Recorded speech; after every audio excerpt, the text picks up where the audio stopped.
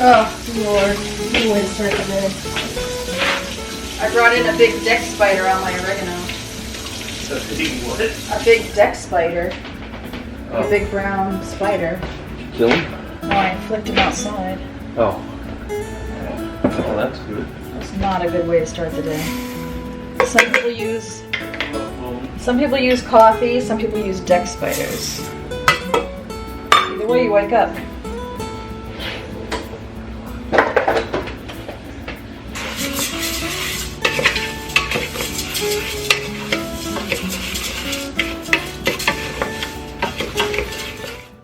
I woke up Saturday morning determined to get another batch of Mexican rice and beans, except this time I was going to do a double batch because the first batch barely lasted an hour, and I wanted this batch to go through the whole weekend and to be something that my two teenage daughters could take with them in the car on their way to work, to get something that was filling and warm and healthy so that they would be fueled for their work day. So while I was waiting for the rice to toast up in the avocado oil, I did up a few of the dishes.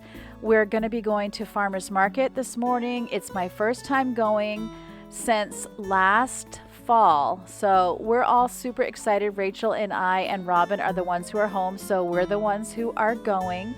And we're very happy. If you want this recipe, I will link up that video at the end of this one and you can go and watch it, but it's pretty easy. You know, it's got some tomato in it, it's got chicken broth and bouillon, onion powder, garlic powder, oregano, cumin, and I'm going to be picking, as you actually, yeah, you already saw that. I picked fresh oregano out of the garden and learned a big lesson. Check it out before you bring it in case you have a big brown spider on it. That freaked me out, but I was able to get self-control going, and I took him outside and kind of flicked him off the leaf, and I watched him scurry away. So he has a new home in the front yard. I didn't put him back in the backyard, but who knows, maybe he'll find his way back to where he belongs.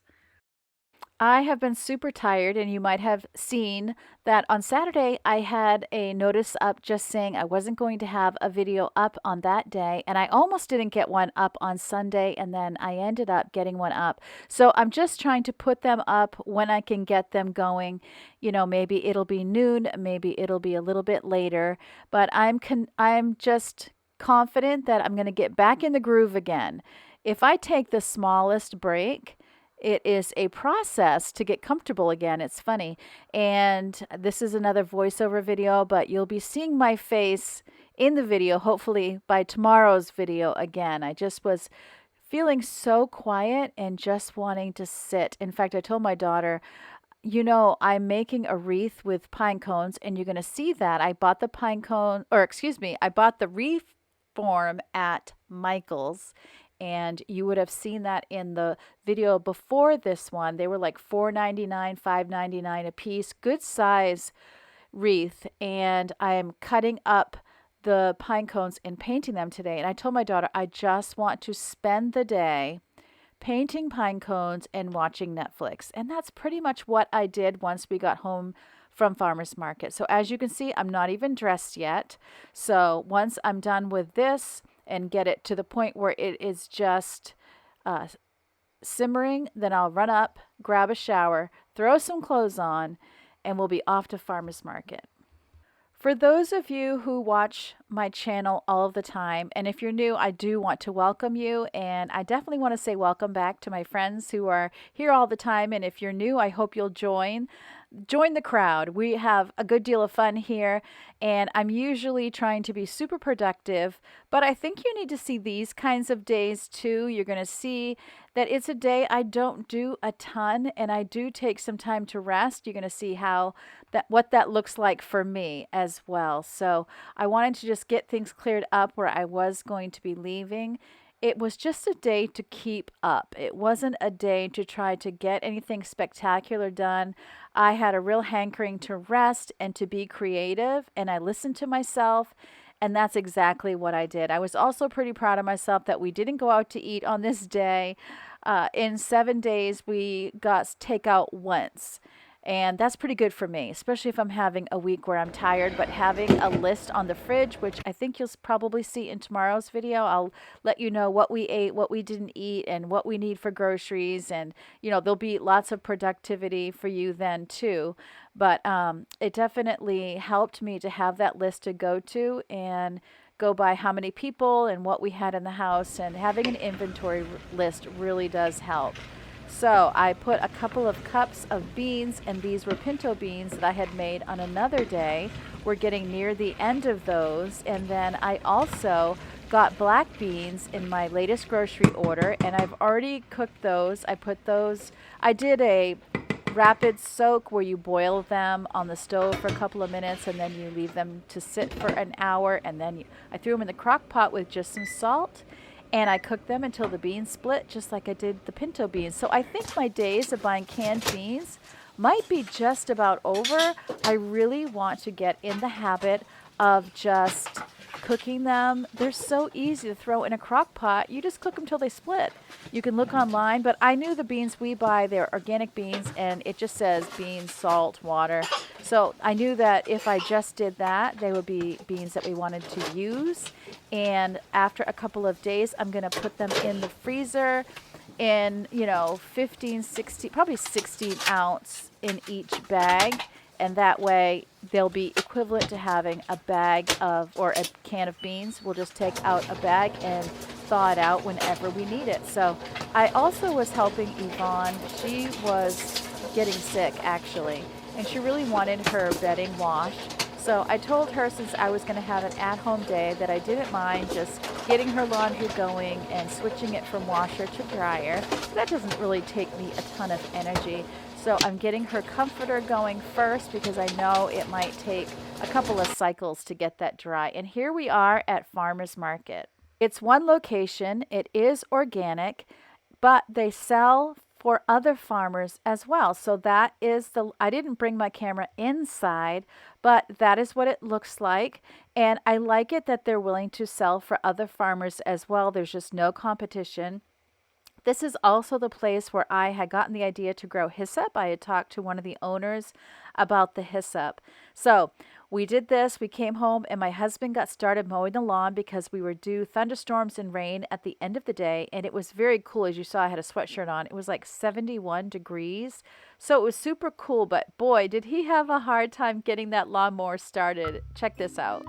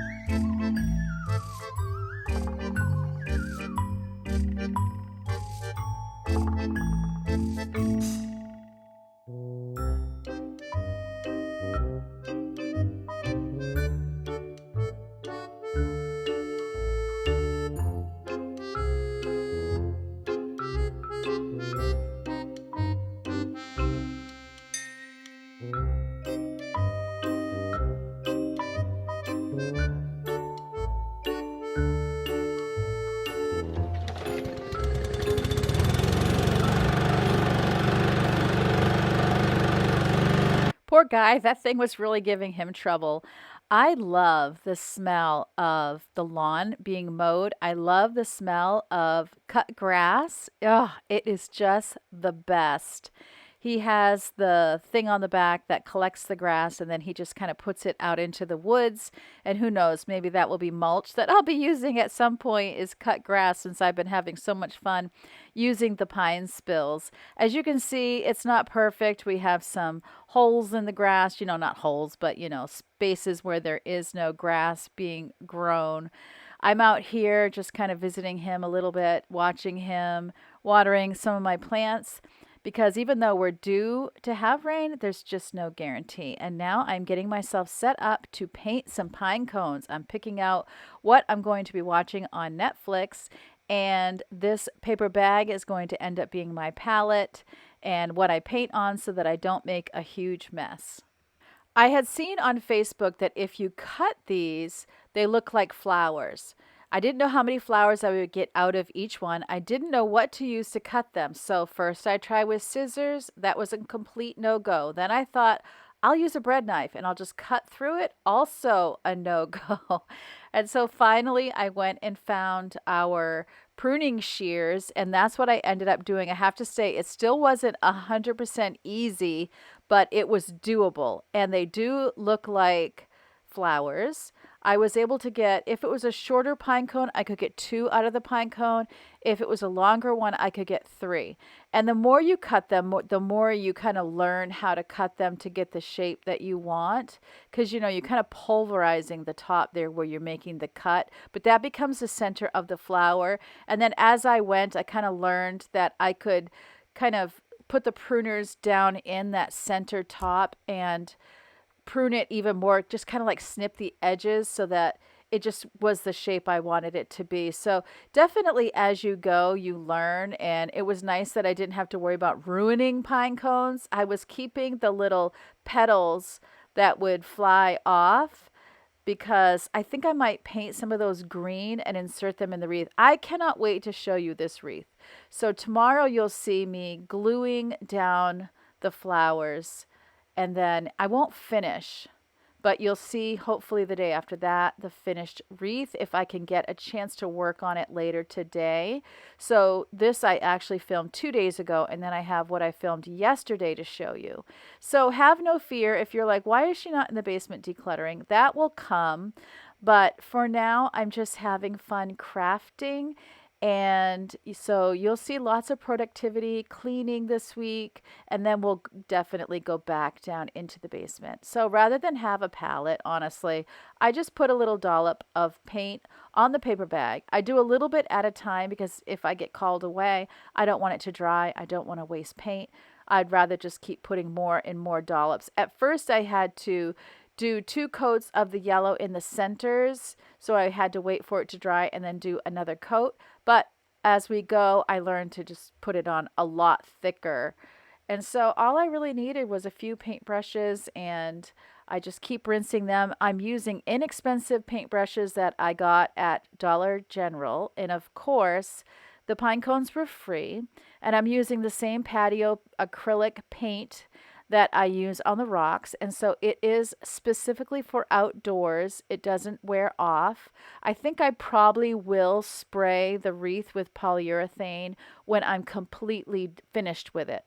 I definitely was not spraying flowers as I went.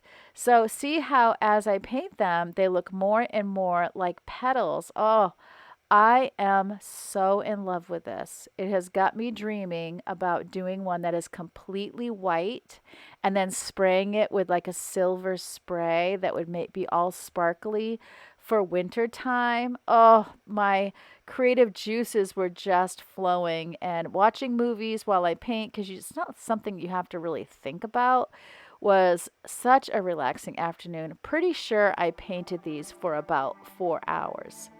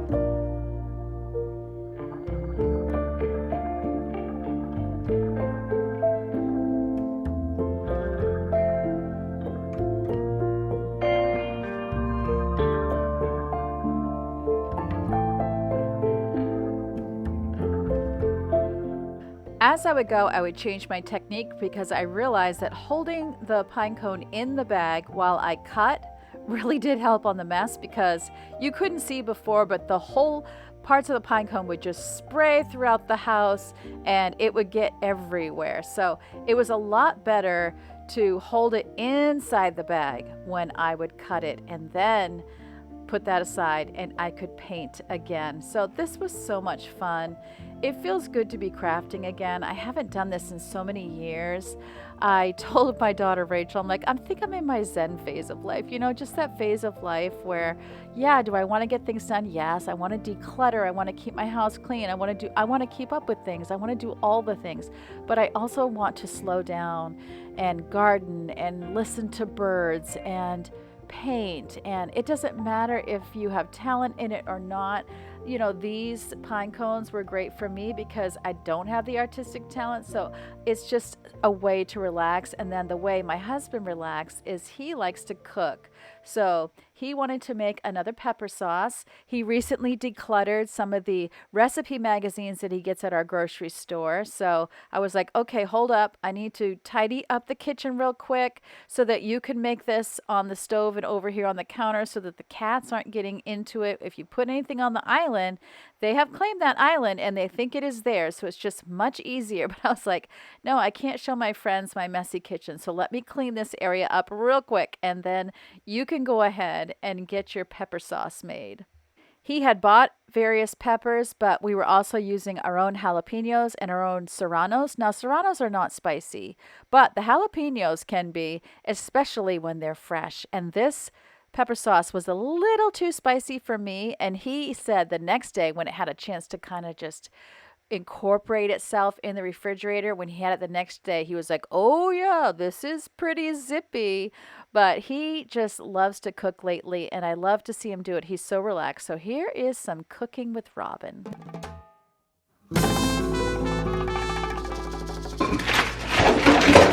So we got some peppers we cut up from the pool. Put those down here. I don't know if I need the red onion because I got this other onion. So I'll just use this one, I guess. Wash it off. Okay.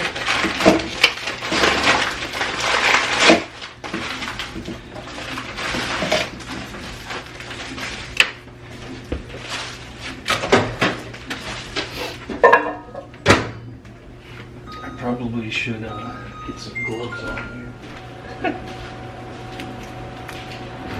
This is why I could never be a doctor. I can't get the gloves on. Are they too small for your meaty hands? I don't know about that, but just my right hand was wet, and these wet gloves do not go on easily by any means. Alright, now break up some garlic.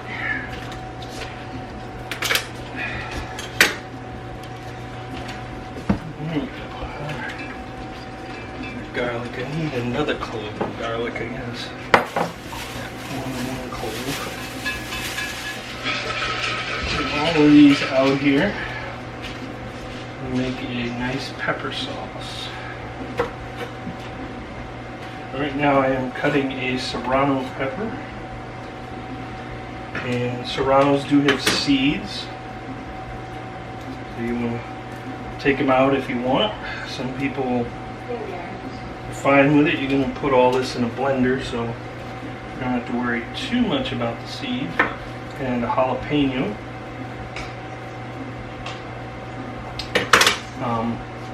We grew the serranos ourselves and grew the jalapenos ourselves, which is great. We got that onion at the market today, this morning. We had a good time there, looking around, seeing what they have. They have a membership program, very interesting, where you pay up front for either half a year or the whole year, and then you can come once a week. You decide which day, and you can pick out the various types of vegetables that they have and stuff. So you go in, you pick up your cup as a member, and And then what you take of the vegetables, there's a little seed in front of it. You pick it up and put it in the cup for them. That helps them keep track of what people like or don't like, but it also keeps track of how much you pick up. And it helps them, have their membership program, which is an upfront payment for the year. So it's really cool. I found it very interesting. Now this is pepperoncini. A lot of people like this for a lot of reasons, but like if you go to Olive Garden or whatever, usually one of these is sitting on the salad. Some people eat it, some people don't. They don't like it. This actually comes out pretty good in this. What we're doing here, because you're gonna kind of toast these up and then you're gonna blend it with a few other things. Really nice flavor though. These aren't overly hot. They're I would say, semi-hot. Used to be years ago, there was a pizza place that we went to. They would have these. Today, a lot of people have gone more towards the banana peppers themselves because they're not pickled up front.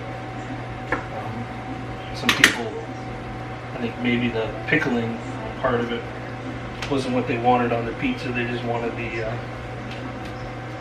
pepper. Turns out really good. Like I said, it's great flavor overall. Comes out really nice in this particular recipe.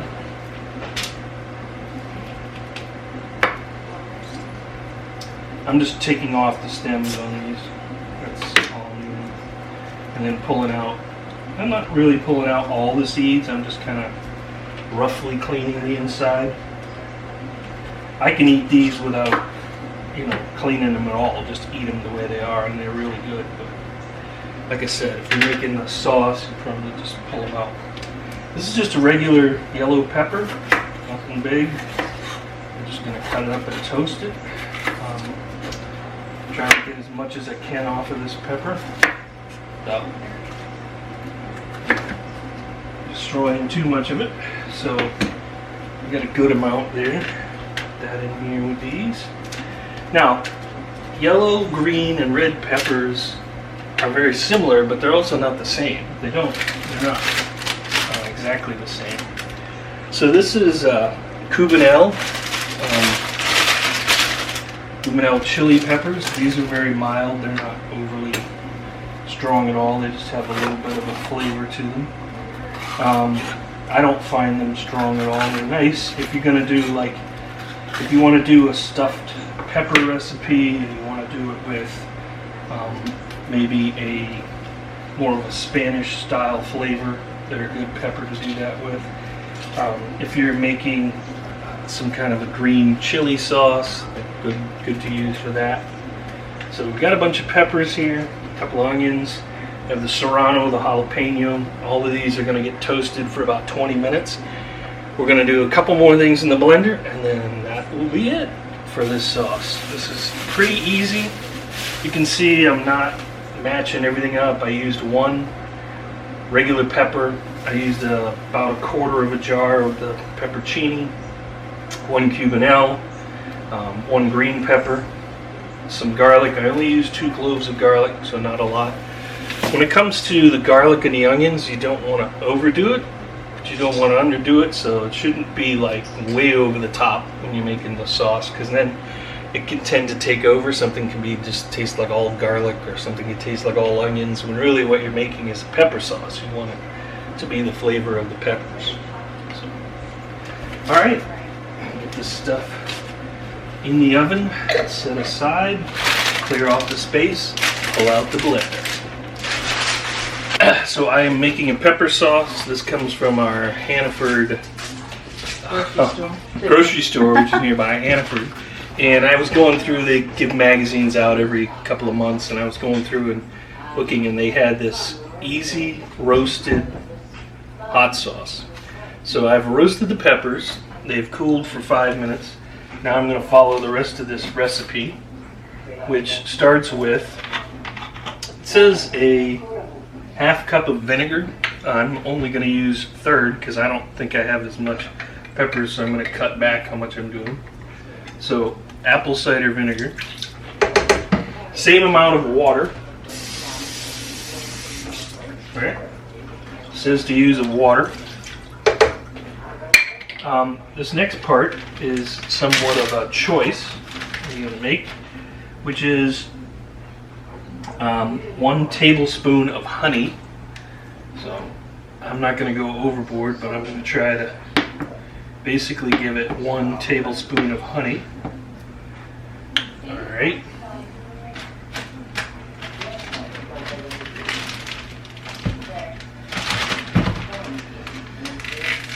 It says to season it with salt and pepper to taste. So I'm going to wait to do that in a moment. One of the other things it mentions is using mustard.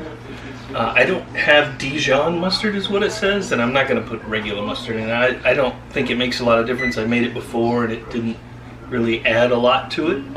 So I'm going to go ahead now and put these peppers in here, and then I'm going to puree all of this up.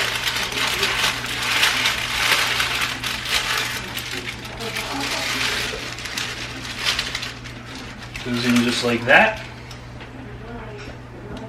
Put my lid on. I'm going to pulse it a few times just to get it started.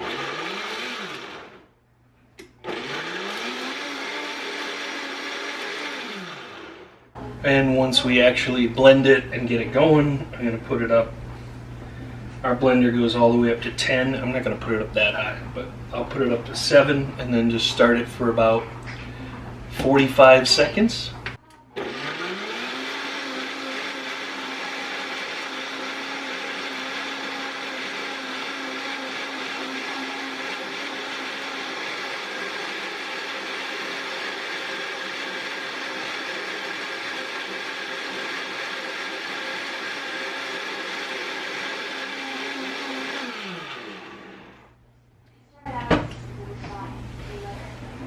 Also, I'm going to add just a drop of olive oil, kind of get a little bit of emulsification going on there when I do it again next.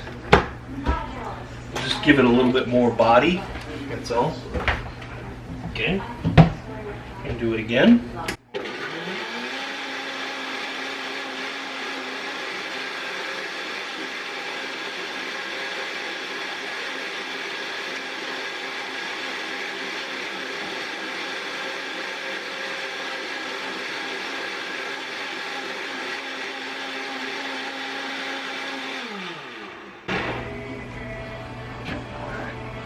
So the first thing I'm going to do, I'm going to try the taste and consistency. That's basically what I'm looking at, is the taste of it. Looks nice, if you can see that. Has a nice color of roasted pepper.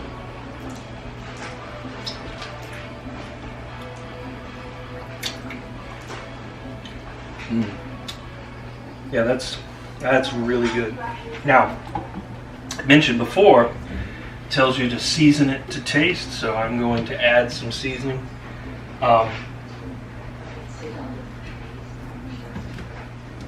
One of the things that I use is American Pitmaster's OG, which is basically salt, pepper, and garlic. These are mixed together. Sometimes this can be a little bit peppery for some people, so they may not want it, but I will say this is done by a guy on YouTube named Arnie Tex. Great stuff. Works in all kinds of things. Beans, pepper sauces, Mexican rice, you name it. It's a really nice addition. So I will put a teaspoon of this in there. Yep. And grab a teaspoon and just put a teaspoon of that in there, like that. It's not an overly large amount, but it just adds some of the seasoning to it. Now, depending on how you like your sauce, if you like it more sweet, you could add honey, you could add a small amount of sugar, brown sugar, that type of thing. If you like it more savory, right, you can not add any of that sugar keep it more towards the side that has a bite, and also the amount of vinegar is somewhat in your own control. If you like something that's a little bit more stronger on the vinegar side, you can add that. I'm definitely not that person. I like vinegar, but I don't want to be drinking it straight. So that's one thing to note about the sauce itself. Also, when it comes to the consistency, whether you want it to be more like a tomato sauce, or whether you want it to be more like something that pours out more like a hot sauce, that just comes down to really how much water you add. If you add a little bit more, it'll be a little bit more, but there's tons of flavor in this, so even adding water is not going to back it off.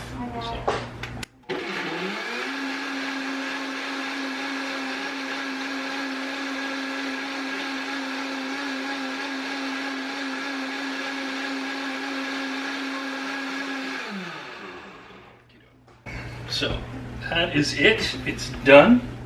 And I'm going to put it in this container here, and then I can refrigerate it. If I have more than what goes in here, I'll pick up another container to put stuff in, but that's where I'm at. Make sure you unplug your blender. That can be dangerous.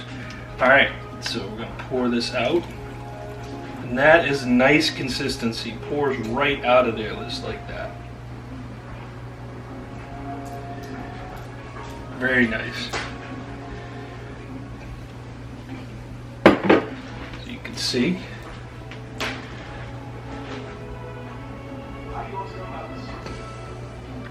the great thing is you can smell the roasted pepper. A really wonderful smell to it.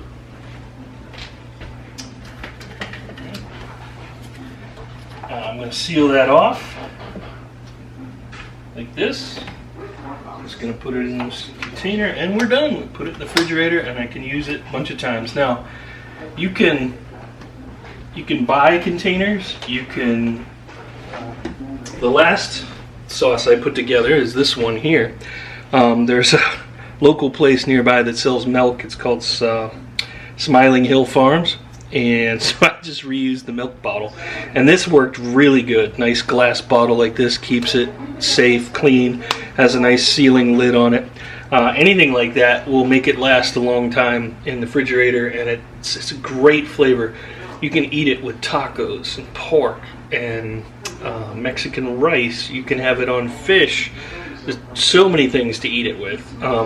Nachos, another great thing to have it with. Delicious pepper sauce. I'm done painting for the day. I'm going to make supper, and then I am calling it a day. So I'm going to teach you how to make New England fish chowder, and this works with any seafood. So what you're going to do is you're going to take a medium potato, one medium potato for each person that is going to eat the chowder. And I'm getting that cut up, and then I realized, you know what, I should have cut my onion first, because what we're going to do is we're going to saute onion in butter. So I take a half stick of butter. I'm going to be using 1 stick total in this chowder, and I just quickly chopped an onion, or I'm quickly chopping an onion, and I got the onion at the farmer's market. So because it's a medium-sized chowder or smallish chowder, I'm using a smallish medium onion. And this was a fresh onion. Oh, so yummy when you can get things fresh. So you're sauteing the onion, and when it's translucent, you're going to be adding the potatoes. So right now, I'm just getting them all cooked up. And I'm telling you, other than maybe clam, you'd probably want to look up a clam chowder recipe. If you wanted to do shrimp, if you want to do scallops, fish, lobster, or a mixture of any of them, you're going to do the exact same things. I mean, the old timers, when they would come in from the fishing boats, they would make this right on the wharf. And all they needed was, onion, milk, butter, salt, pepper.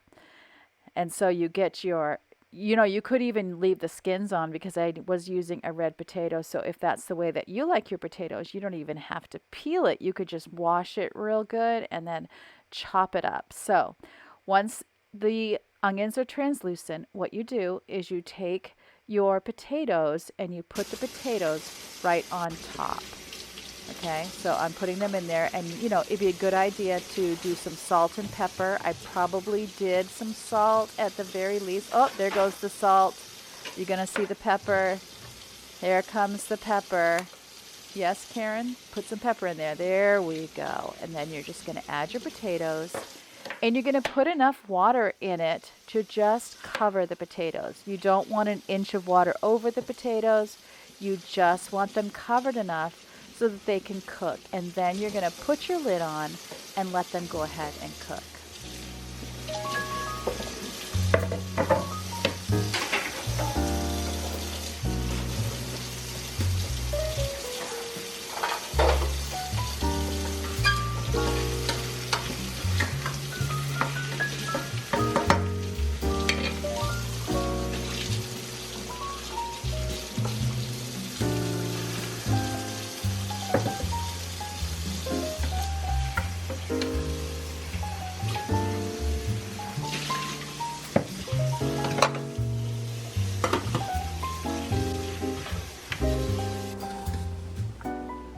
Once you can put a fork through the potato, now it's time to add your seafood. And for me, it is a white fish. It's called haddock.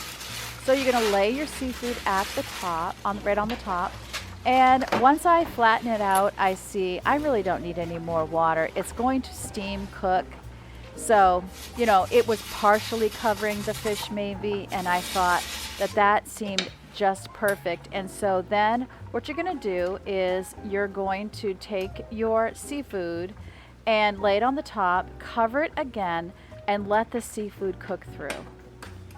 Once your seafood is cooked, then you're going to add milk. We're using the Fairlife milk because it has more protein, but you know, normally we would use regular whole milk. Some people like to use heavy cream. I don't find that necessary.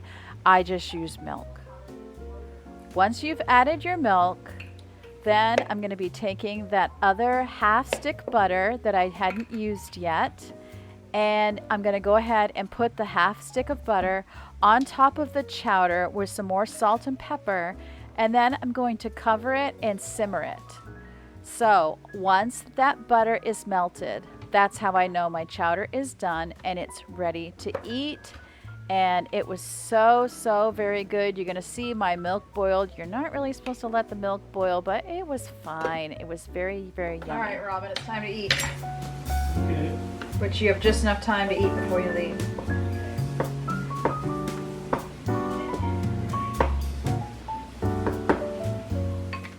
I hope by seeing me have a slow, relaxing Saturday of just the very bare bone basics and doing something that I really love to do, I hope it gave you permission, motivation to listen to your body, take a rest when you need to, and slow down. So, as always, I hope you remember that God loves you and I love you too, and I can't wait to see you next time.